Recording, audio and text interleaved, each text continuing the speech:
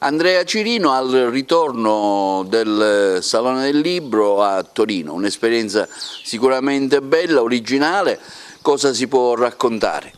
È un'esperienza entusiasmante, consideri che arrivano migliaia di autori, dai più brillanti ai meno conosciuti, con milioni di libri, un sacco di padiglioni.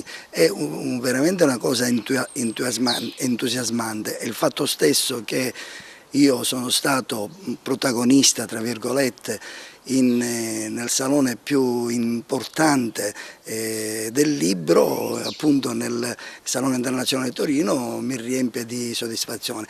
Devo dire che si fanno tantissimi incontri. Io ho avuto un incontro piacevolissimo con Piffi, che è stato gentilissimo, ha voluto il mio libro, l'ho voluto autografato, è stata veramente una bellissima esperienza. Ecco, cosa trarre da questa esperienza anche da un punto di vista culturale? Ma guardi, io ho visto che Torino è una città bellissima, organizzatissima. Facevo il paragone con la nostra città. Noi abbiamo la Valle dei Templi, dove si potrebbero organizzare tantissime manifestazioni culturali, anche quella di un libro, di presentare dei libri anche tematici sulla questione, sul periodo greco. Ci dovremmo pensare, questo è un messaggio che lancio a chi di competenza.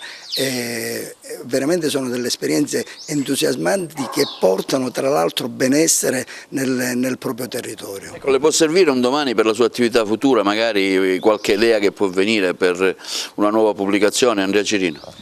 Guardi, io sto lavorando su un secondo libro, adesso mi voglio dedicare su questo, ho una serie di incontri in Sicilia ma anche nel centro Italia. Nel centro Italia non mi aspettavo tanto interesse sul mio libro, ma la cosa importante che gli amministratori di questa città dovrebbero fare è che ci sono tante potenzialità e la cultura porterebbe anche benessere alla nostra città.